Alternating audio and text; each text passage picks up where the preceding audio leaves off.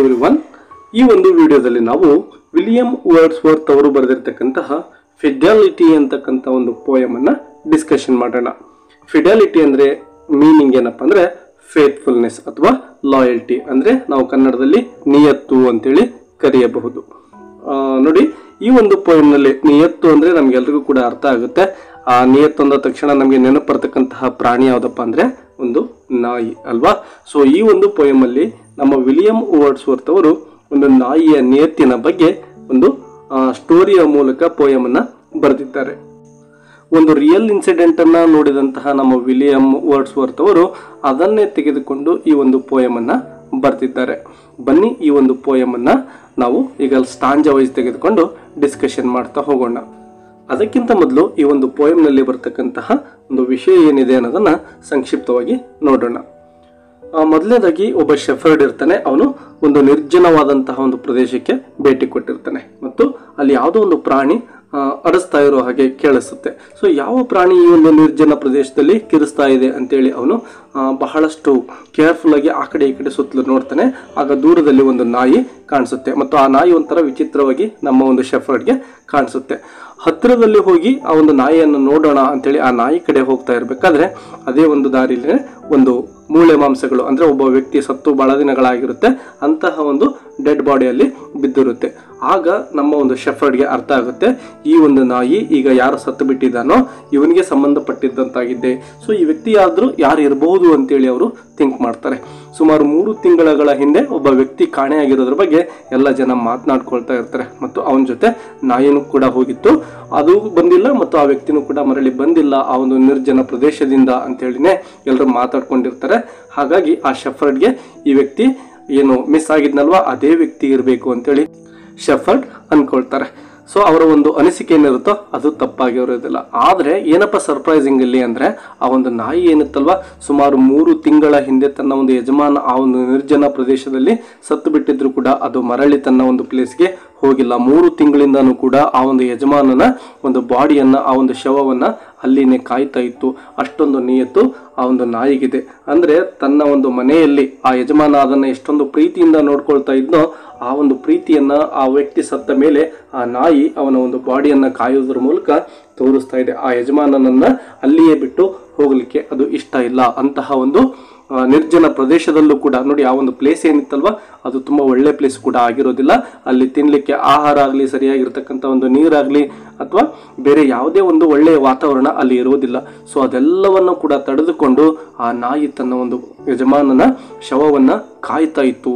So ಅಷ್ಟೊಂದು ನಿಯತ್ತಿನ ಪ್ರಾಣಿಯ ಬಗ್ಗೆ ಈ ಒಂದು ಪೋಯಮ್ ನಲ್ಲಿ ನಮ್ಮ ಪೊಯೆಟ್ ಬರಿತಾ ಹೋಗಿದ್ದಾರೆ. ಬನ್ನಿ ಈಗ ಈ ಒಂದು ಪೋಯಮ್ ಅನ್ನ ನಾವು ಸ್ಟಾಂಜ ವೈಸ್ ಕಲಿತಾ ಹೋಗೋಣ.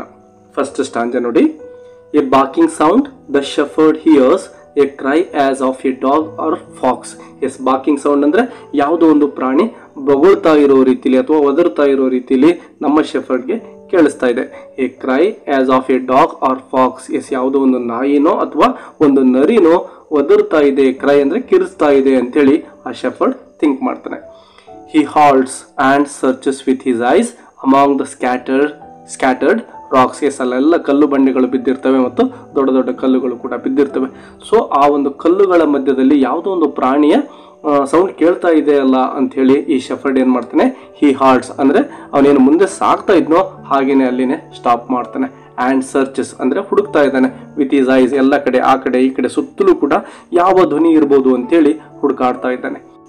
And now at distance can discern a stirring in a brake of fern. Yes, ಅಲ್ಲಿ ದೂರದಲ್ಲಿ ಒಂದಿಷ್ಟು ಏನು ಫರ್ನ್ ಅಂದ್ರೆ ಒಂದಿಷ್ಟು ಗಿಡಗಳು, ಜರಿ ಗಿಡಗಳು ಅಂತೇಳಿ ನಾವು ಕನ್ನಡದಲ್ಲಿ ಕರಿತೇವೆ. ಸೊ ಸ್ವಲ್ಪ ಪೊದೆ ತರ ಕಾಣಿಸ್ತಾ ಇರುತ್ತೆ. ಸೊ ಆ ಒಂದು ಪೊದೆ ಕಡೆಯಿಂದಾನೆ ಈ ಒಂದು ಸೌಂಡ್ ಬರ್ತಾ ಇದೆಯೇನೋ ಅಂತೇಳಿ ಡಿಸರ್ನ್ ಅಂದ್ರೆ ಅನ್ಕೊಳ್ಳೋದು, ಅವರು ಇಮ್ಯಾಜಿನೇಷನ್ ಮಾಡ್ಕೊಳ್ತಾರೆ. ಸೊ ಆ ಕಡೆಯಿಂದಾನೆ ಸೌಂಡ್ ಬರ್ತಾ ಇದೆ ಅಂತೇಳಿ ಆ ಶೆಫರ್ಡ್ ಅನ್ಕೊಳ್ತಾ ಇದ್ದಾನೆ. ಆ್ಯಂಡ್ ಇನ್ಸ್ಟಾಂಟ್ಲಿ ಎ ಡಾಗ್ ಈ ಸೀನ್. ಎಸ್, ಆ ರೀತಿ ಅಲ್ಲಿ ಏನೋ ಇದೆ ಅಂತ ಹೇಳಿ ಅವ್ರು ಏನು ಅನ್ಕೊಳ್ತಾರೋ ಅದೇ ಟೈಮ್ಗೆ ಆ ಒಂದು ಶೆಫರ್ಡ್ಗೆ ಏನು ಕಾಣಿಸ್ತಾ ಇದೆ, ಒಂದು ನಾಯಿ ಕಾಣಿಸ್ತಾ ಇದೆ. ಗ್ಲಾನ್ಸಿಂಗ್ ಥ್ರೂ ದಟ್ ಕವರ್ಡ್ ಗ್ರೀನ್. ಏನಲ್ಲೆಲ್ಲ ಒಂದು ಕವರ್ಡ್ ಗ್ರೀನ್ ಅಂದ್ರೆ ಆ ಇಡೀ ಪ್ಲೇಸ್ ಏನಾಗಿರುತ್ತೆ ಸಂಪೂರ್ಣವಾಗಿ ಒಂದು ಗ್ರೀನ್ ಇಂದ ಅಂದ್ರೆ ಪೊದೆಗಳೆಲ್ಲ ಬೆಳೆದಿರ್ತವೆ. ಸೊ ಅಂತಹ ಒಂದು ಕವರ್ಟ್ ಅಂದ್ರೆ ಇಲ್ಲಿ ರಹಸ್ಯವಾಗಿರ್ತಕ್ಕಂಥ ಒಂದು ಗೌಪ್ಯವಾಗಿರ್ತಕ್ಕಂತಹ ಸ್ಥಳ ಅಂತೇಳಿ. ಅಂದ್ರೆ ಆ ಪೊದೆ ಎಲ್ಲ ಬೆಳೆದಿರುತ್ತಲ್ವ ಆ ಕಡೆ ಸರಿಯಾಗಿ ಈ ಒಂದು ಶೆಫರ್ಡ್ಗೆ ಕಾಣಿಸ್ತಾ ಇರೋದಿಲ್ಲ. ಹಾಗಾಗಿ ಅಲ್ಲೇನೋ ಒಂದು ಡಾಗ್ ತರ ಕಾಣಿಸ್ತಾ ಇದೆಯಲ್ಲ ಅದೇ ಇರಬೇಕಾ ಅಂತೇಳಿ ಗ್ಲಾನ್ಸಿಂಗ್ ಅಂದ್ರೆ ತುಂಬಾ ಕೇರ್ಫುಲ್ ಆಗಿ ನಮ್ಮ ಶೆಫರ್ಡ್ ಆ ಕಡೆ ನೋಡ್ತಾ ಇದ್ದಾನೆ. ಎಸ್, ಸೆಕೆಂಡ್ ಸ್ಟಾಂಜಾ ನೋಡಿ. The dog is not of mountain breed. Yes, ಅದು ಯಾವುದೇ ಒಂದು ಮೌಂಟೇನ್ ಬ್ರೀಡ್ ಅಂದ್ರೆ ಮೌಂಟೇನ್ಗೆ ಸಂಬಂಧಪಟ್ಟಿದ್ದಂತಹ ಒಂದು ನಾಯಿ ಆಗಿರಲಿಲ್ಲ. ಅಂದ್ರೆ ಮೌಂಟೇನ್ ಬ್ರೀಡ್ ಅಂದ್ರೆ ಕಾಡು ನಾಯಿ ಅಂತೇಳಿ ನಾವು ಇಲ್ಲಿ ಅರ್ಥ ಮಾಡ್ಕೋಬಹುದು. ಸೊ ಅಲ್ಲಿ ಏನು ತಮ್ಮ ಎದುರುಗಡೆ ಕಾಣ್ತಾ ಇದೀನೋ ಆ ಒಂದು ಶೆಫರ್ಡ್ಗೆ ಆ ನಾಯಿ ಯಾವುದೇ ಒಂದು ಕಾಡು ನಾಯಿ ಆಗಿರೋದಿಲ್ಲ. Its motions too are wild and shy. Yes, ಆ ಒಂದು ಪ್ರಾಣಿ ಅಂದ್ರೆ ಡಾಗ್ ಏನ್ ಕಾಣಿಸ್ತಾ ಇತ್ತಲ್ವಾ ಅದರ ಒಂದು ಮೂವ್ಮೆಂಟ್ ಆಗಲಿ ಅಥವಾ ಅದರ ಒಂದು ವರ್ತನೆ ಆಗಲಿ ತುಂಬಾ ವಿಚಿತ್ರವಾಗಿ ಕಾಣಿಸ್ತಾ ಇದೆ. With something as the shepherd thinks. Yes, ಏನೋ ಒಂದು ವಿಚಿತ್ರ ಇದೆ ಅಲ್ವಾ ಇಲ್ಲಿ ಅಂತೇಳಿ ನಮ್ಮ ಒಂದು ಶೆಫರ್ಡ್ ಥಿಂಕ್ ಮಾಡ್ತಾ ಇದ್ದಾನೆ. Unusual in its CRY. ಅಂದ್ರೆ ಅದು ಏನು ಒದರ್ತಾ ಇತ್ತಲ್ವಾ ಆ ಒಂದು ಕಿರ್ಚೋದ್ರಲ್ಲಿ ಏನೋ ಒಂಥರ ವಿಚಿತ್ರ ಇದೆ, ಅದರ ಸೌಂಡ್ ನಾರ್ಮಲ್ ಆಗಿಲ್ಲ, ಬೇರೆನೇ ಇದೆ ಅಂತೇಳಿ ಶೆಫರ್ಡ್ ಥಿಂಕ್ ಮಾಡ್ತಾ ಇದ್ದಾನೆ. Nor is there any one in sight. ಅಂದ್ರೆ ಸುತ್ತಮುತ್ತ ಈ ನಾಯಿ ಯಾರಿಗಾದ್ರೂ ಸಂಬಂಧಪಟ್ಟಿದೇನಾ ಅಥವಾ ಇದರ ಒಂದು ಯಜಮಾನ ಎಲ್ಲೇ ಆದ್ರೂ ಕಾಣ್ತಾನ ಅಂತೇಳಿ ಆ ಶೆಫರ್ಡ್ ಸುತ್ತಲೂ ನೋಡ್ತಾನೆ. But no one he can see there. ಯಾರನ್ನು ಕೂಡ ಅವನು ನೋಡೋದಿಲ್ಲ. ಸೈಟ್ ಅಂದ್ರೆ ದೃಷ್ಟಿಯಲ್ಲಿ, ಅಂದ್ರೆ ಅವನ ದೃಷ್ಟಿಗೆ ಅಲ್ಲಿ ಯಾರು ಮನುಷ್ಯರು ಕೂಡ ಬೀಳೋದೇ ಇಲ್ಲ. All round in hollow or on height. Yes, all around ಅಂದ್ರೆ ಎಲ್ಲ ಕಡೆ ಸುತ್ತಗೂ ಕೂಡ ನೋಡ್ತಾನೆ ಯಾರಾದ್ರೂ ಕಾಣಿಸ್ತಾರ ಅಂತೇಳಿ. ಅದರ ಜೊತೆಗೆ ಇನ್ ಹಾಲೋ ಅಂದ್ರೆ ಆ ಒಂದು ಪರ್ವತ ಮೌಂಟೇನ್ ಏನಿರುತ್ತೋ ಅಲ್ಲೆಲ್ಲ ಸುತ್ತಲೂ ಯಾರಾದ್ರೂ ಕಾಣಿಸ್ತಾರ ಅಂತ. ಹೈಟ್ ಅಂದ್ರೆ ಆ ಗುಡ್ಡದ ಮೇಲೆ ಯಾರಾದ್ರೂ ಕಾಣಿಸ್ತಾರ ಅಥವಾ ಆ ಪೊದೆಗಳ ಮಧ್ಯೆ ಅಥವಾ ದೂರದಲ್ಲಿ ಯಾರಾದ್ರೂ ಕಾಣಿಸ್ತಾರ ಅಂತೇಳಿ ಸರ್ಚ್ ಮಾಡ್ತಾನೆ ಇದ್ದಾರೆ. ನಾರ್ ಶೌಟ್ ನಾರ್ ವಿಶಲ್ ಸ್ಟ್ರೈಕ್ಸ್ ಈಸ್ ಹಿಯರ್. ನಾರ್ ಶೌಟ್ ಅಂದ್ರೆ ಆ ಒಂದು ನಾಯಿಯನ್ನ ಯಾರು ಕೂಡ ಕೂಗಿ ಕರೀತಾ ಇಲ್ಲ. ಅದ್ರ ಜೊತೆಗೆ ನಾರ್ ವಿಶಲ್. ಎಸ್, ನಾಯಿಯನ್ನ ಕರೀಲಿಕ್ಕೆ ಯಾರು ಕೂಡ ವಿಶಲ್ ಅನ್ನು ಕೂಡ ಅಲ್ಲಿ ಹಾಕ್ತಾ ಇಲ್ಲ. ಯಾವುದೇ ಒಂದು ಸೌಂಡ್ ಕಿವಿಗೆ ಬೀಳ್ತಾ ಇಲ್ಲ. What is the creature doing here. Yes, ಯಾವುದೇ ಒಬ್ಬ ಯಜಮಾನನು ಕೂಡ ಈ ಒಂದು ನಾಯಿಗೆ ಇಲ್ಲೆಲ್ಲೂ ಕೂಡ ಕಾಣಿಸ್ತಾ ಇಲ್ಲ. ಇಂತಹ ಒಂದು ನಿರ್ಜನವಾಗಿರ್ತಕ್ಕಂತಹ ಒಂದು ಪ್ಲೇಸ್ ಅಲ್ಲಿ ಈ ಒಂದು ನಾಯಿ ಏನ್ ಮಾಡ್ತಾ ಇದೆ ಅಂತಕ್ಕಂಥ ಒಂದು ಪ್ರಶ್ನೆ ಆ ಶೆಫರ್ಡ್ ತಲೆಯಲ್ಲಿ ಮೂಡುತ್ತೆ. Third stanza. It was a cove a huge recess. Yes, ಆ ಒಂದು ಪ್ಲೇಸ್ ಏನಿರುತ್ತೋ ಅದು ಹೆಂಗಿರುತ್ತಪ್ಪ ಅಂದ್ರೆ ಒಂದು ಕೋವ್ ಅಂದ್ರೆ ಒಂದು ಕಲ್ಲಿನ ಪೊಟರೆಗಳ ರೀತಿಯಲ್ಲಿ ಆ ಒಂದು ಪ್ಲೇಸ್ ಕಾಣಿಸ್ತಾ ಇರುತ್ತೆ. That keeps till June December snow. ಅಂದ್ರೆ ಅಲ್ಲಿ ಏನಪ್ಪಾ ಅಂದ್ರೆ ತುಂಬಾ ಕೋಲ್ಡ್ ಆಗಿರ್ತಕ್ಕಂಥ ಒಂದು ಪ್ಲೇಸ್ ಅದಾಗಿರುತ್ತೆ. ಅಲ್ಲೆಲ್ಲ ಕೂಡ ಡಿಸೆಂಬರ್ ವರ್ಗೂ ಕೂಡ ಸ್ನೋ ಸುರಿತಾ ಇರುತ್ತೆ, ಜೂನ್ ವರ್ಗೂ. ಅಂತಹ ಒಂದು ಪ್ಲೇಸ್ ಅದಾಗಿರುತ್ತೆ. ನೋಡಿ, ಸ್ನೋ ಸುರಿತಾ ಇದೆ ಅಂದ್ರೆ ತುಂಬಾ ಕೋಲ್ಡ್ ಆಗಿರ್ತಕ್ಕಂಥ ಒಂದು ಪ್ಲೇಸ್ ಅದಾಗಿರುತ್ತೆ ಅಂತೇಳಿ ನಾವು ಅರ್ಥ ಮಾಡ್ಕೋಬೇಕು. Third line. A lofty precipice in front a silent tarn below. Yes, ಮುಂದ್ಗಡೆ ಏನ್ ಕಾಣಿಸ್ತಾ ಇದೆ? ಲಾಫ್ಟಿ ಪ್ರಿಸಿಪೈಸ್. ಪ್ರಿಸಿಪೈಸ್ ಅಂದ್ರೆ ಒಂದು ಪ್ರಪಾತ ಅಂತೇಳಿ. ಸೊ ಮುಂದ್ಗಡೆ ಒಂದು ಪ್ರಪಾತ ಕಾಣಿಸ್ತಾ ಇದೆ. ಆ ಪ್ರಪಾತದಿಂದ ಕೆಳಗಡೆ ನೋಡ್ಬಿಟ್ರೆ ಎ ಸೈಲೆಂಟ್ ಟಾರ್ನ್ ಅಂದ್ರೆ ಪ್ರಶಾಂತವಾಗಿರ್ತಕ್ಕಂತಹ ಟಾರ್ನ್ ಅಂದ್ರೆ ಲೇಕ್ ಅಥವಾ ಸರೋವರ ಅಂತೇಳಿ ನಾವು ಕರಿಬಹುದು. ಸೊ ಆ ಪ್ರಪಾತದ ಕೆಳಗಡೆ ಒಂದು ಸೈಲೆಂಟ್ ಆಗಿರ್ತಕ್ಕಂತಹ ಒಂದು ಸರೋವರ ಕಾಣಿಸ್ತಾ ಇದೆ.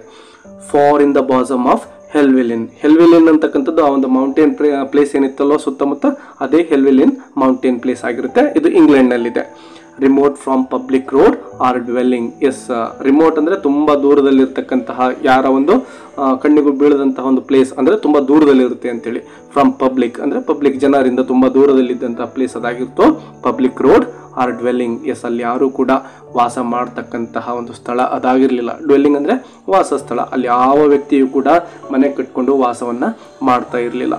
Pathway or cultivated land. Pathway ಅಂದ್ರೆ ಯಾವುದೇ ಒಂದು ರಸ್ತೆಗಳು ಅಲ್ಲಿ ಕಾಣಿಸ್ತಾ ಇಲ್ವಾ. ದಾರಿಗಳು, ಕಾಲ್ದಾರಿ ಇರ್ಬೋದು ಅಥವಾ ಡಾಂಬರ್ ರಸ್ತೆ ಆಗಿರ್ಬೋದು, ಇಂಥದ್ದು ಯಾವುದು ಕೂಡ ಅಲ್ಲಿ ಕಾಣಿಸ್ತಾ ಇಲ್ಲ.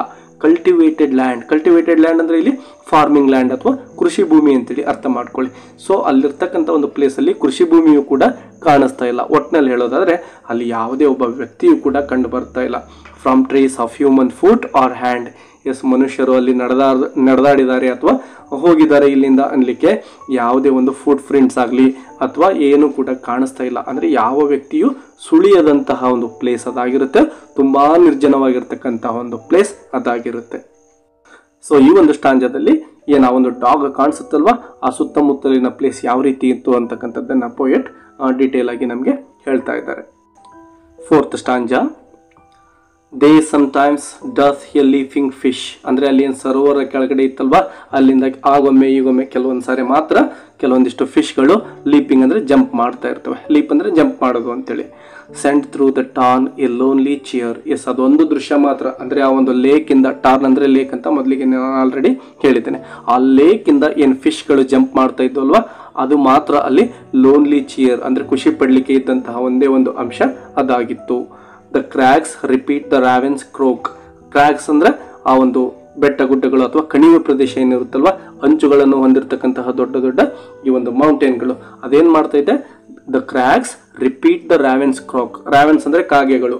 ಆ ಕಾಗೆಗಳು ಏನು ಆರಿಸ್ತಾ ಇದ್ವಲ್ವೋ ಆ ಒಂದು ಸೌಂಡನ್ನು ಈ ಒಂದು ಕ್ರ್ಯಾಗ್ಸ್ಗಳು ಪ್ರತಿಧ್ವನಿ ಬರುವಂತೆ ಮಾಡ್ತಾ ಇದ್ದಾವೆ. ಇನ್ ಸಿಂಫೋನಿ ಆಸ್ಟಿಯರ್ ಅಂದರೆ ಆ ಒಂದು ಕರ್ಕಶವಾಗಿರ್ತಕ್ಕಂಥ ಒಂದು ಸೌಂಡ್, ಈ ಕಾಗೆಗಳು ಏನು ಅರಸ್ತಾ ಇರ್ತವೋ ಅಂತಹ ಸೌಂಡ್ ಅಲ್ಲಿ ಸುತ್ತಮುತ್ತಲು ಬರ್ತಾ ಇದೆ. ಅಂದರೆ ಅದು ಅಷ್ಟೊಂದು ಒಳ್ಳೆಯ ಪ್ಲೇಸ್ ಆಗಿರೋದಿಲ್ಲ.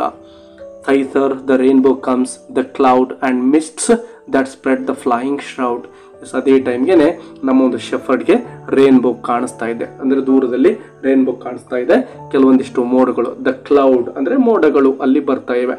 ಆ್ಯಂಡ್ ಮಿಸ್ಟ್ಸ್ ಅಂದರೆ ಮಂಜು ಅಂತೇಳಿ. ಸೊ ಈ ಒಂದು ಕ್ಲೌಡ್ ಇರ್ಬೋದು ಮತ್ತು ಈ ಒಂದು ಮಂಜು ಇರ್ಬೋದು. That spread the flying shroud.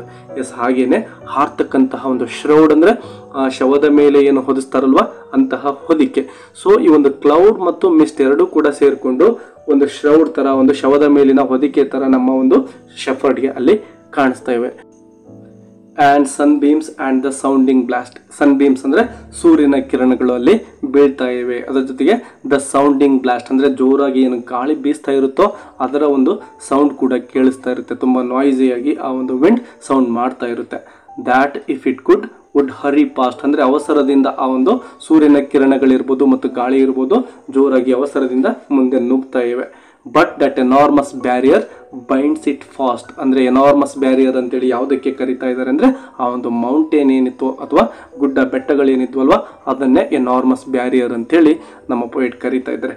So ಆ ಒಂದು ಎನಾರ್ಮಸ್ ಬ್ಯಾರಿಯರ್, ಆ ಒಂದು ಗುಡ್ಡ ಏನಿತ್ತಲ್ವ ಅದು ಜೋರಾಗಿ ಮುಂದೆ ನುಗ್ತಕ್ಕಂತಹ ಒಂದು ಗಾಳಿಯನ್ನು ತಡೆ ಹಿಡಿತಾ ಇದೆ. ಇದರಿಂದಾಗಿನೇ ಆ ಒಂದು ಸೌಂಡಲ್ಲಿ ಪ್ರೊಡ್ಯೂಸ್ ಆಗ್ತಾ ಇದೆ. ನಾಯ್ಸಿ ಪ್ಲೇಸ್ ಅದಾಗಿದೆ. Not free from boring thoughts a while the shepherd stood. Yes, ಆ ಒಂದು ಶೆಫರ್ಡ್ ತಲೆಯಲ್ಲಿ 100 ಪ್ರಶ್ನೆಗಳಿವೆ.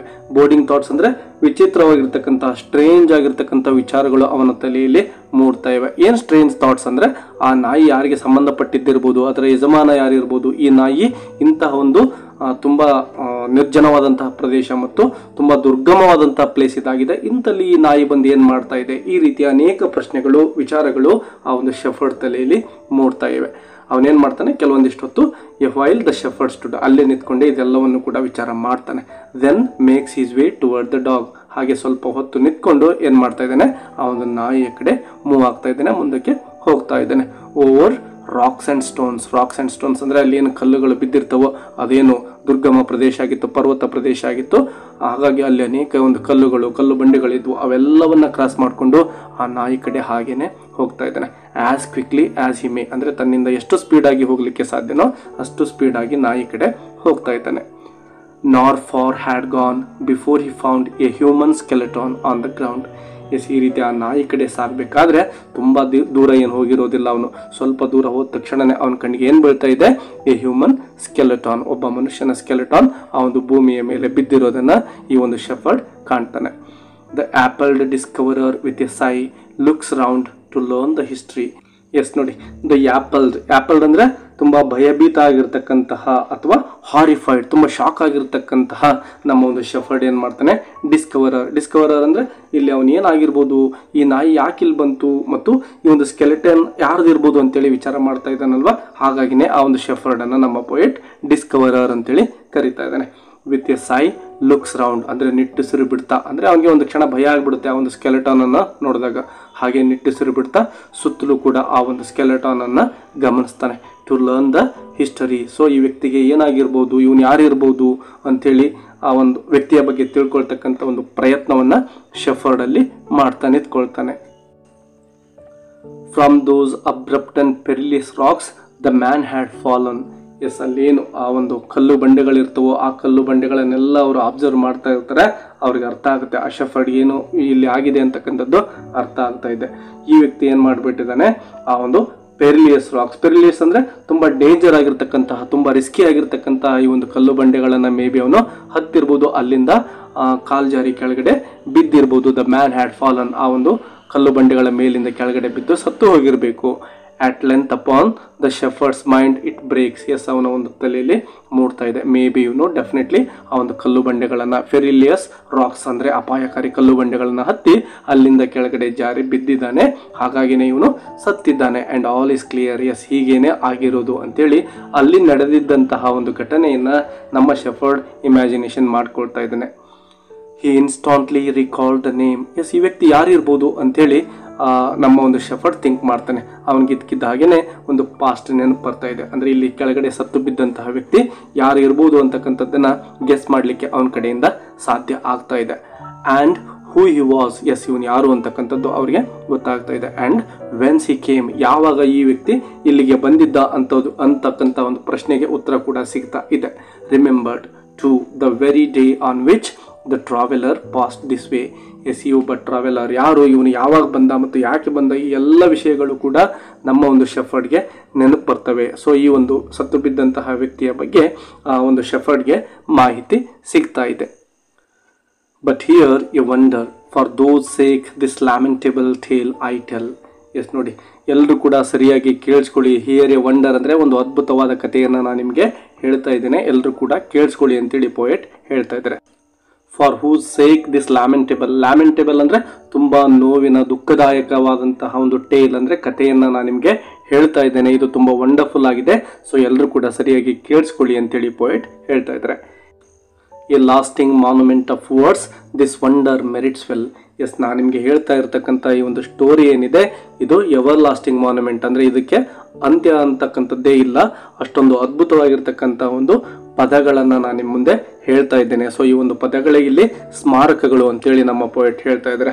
ದಿಸ್ ವಂಡರ್ ಮೆರಿಟ್ಸ್ ವೆಲ್ ಅಂದರೆ ನಾನು ಹೇಳ್ತಕ್ಕಂಥ ಈ ಒಂದು ಅದ್ಭುತ ಕಥೆ ಏನಿದೆ ಇದಕ್ಕೆ ಅತ್ಯುತ್ತಮವಾದಂತಹ ಒಂದು ಶ್ರೇಣಿ ಮೆರಿಟ್ ಸಿಗ್ತಾ ಇದೆ. The dog which still was hovering nigh, ಅಂದರೆ ಆ ಒಂದು ನಾಯಿ ಅಲ್ಲಿ ಏನು ತಿರುಗಾಡ್ತಾ ಇತ್ತು ಅದೇ ಒಂದು ಪ್ಲೇಸಲ್ಲಿ. Repeating the same timid CRY, ಅಂದರೆ ಅಳ್ತಾ ಅಳ್ತಾ ಅದು ದುಃಖವನ್ನು, ಟಿಮಿಡ್ ಕ್ರೈ ಅಂದರೆ ಇಲ್ಲಿ ದುಃಖವನ್ನು ವ್ಯಕ್ತಪಡಿಸ್ತಕ್ಕಂತಹ ಅದರ ಒಂದು ಸೌಂಡ್. ಸೊ ಆ ರೀತಿ ಏನು ದುಃಖವನ್ನು ವ್ಯಕ್ತಪಡಿಸ್ತಾ ಇದ್ದೇನೋ, this dog had been through 3 months space a dweller in that savage place, ಅಂದರೆ ಸುಮಾರು 3 ತಿಂಗಳಿಂದ ಆ ಒಂದು ನಾಯಿ ಏನಿತ್ತೋ ಡ್ವೆಲ್ಲರ್ ಅಂದರೆ ಅಲ್ಲಿನೇ ವಾಸವಾಗಿದೆ. ಆ ಒಂದು ಸ್ಯಾವೇಜ್ ಪ್ಲೇಸ್ ಅಂದರೆ ವಾಸ ಮಾಡಲಿಕ್ಕೆ ತುಂಬ ಡಿಫಿಕಲ್ಟ್ ಆಗಿರ್ತಕ್ಕಂತಹ ಒಂದು ಪ್ಲೇಸಲ್ಲಿ ಈ ನಾಯಿ ಸುಮಾರು 3 ತಿಂಗಳುಗಳ ಕಾಲ ವಾಸವಾಗಿದೆ ಅಂಥೇಳಿ ನಮ್ಮ ಪೋಯೆಟ್ ಹೇಳ್ತಾ ಇದ್ದಾರೆ. ಹಾಗಾದರೆ ಆ 3 ತಿಂಗಳುಗಳ ಕಾಲ ಆ ನಾಯಿ ಅಂತಹ ಒಂದು ದುರ್ಗಮವಾದಂತಹ ಒಂದು ಪ್ಲೇಸಲ್ಲಿ ಯಾಕೆ ವಾಸ ಮಾಡ್ತಾ ಇತ್ತು ಅಂತಕ್ಕಂಥದ್ದನ್ನು ನಾವು ಕೊನೆಯ ಸ್ಟಾಂಜಾದಲ್ಲಿ ನೋಡಬಹುದಾಗಿದೆ. Yes, proof was plain that since the day when this ill-fated traveler died, the dog had watched about the spot or by his master's side.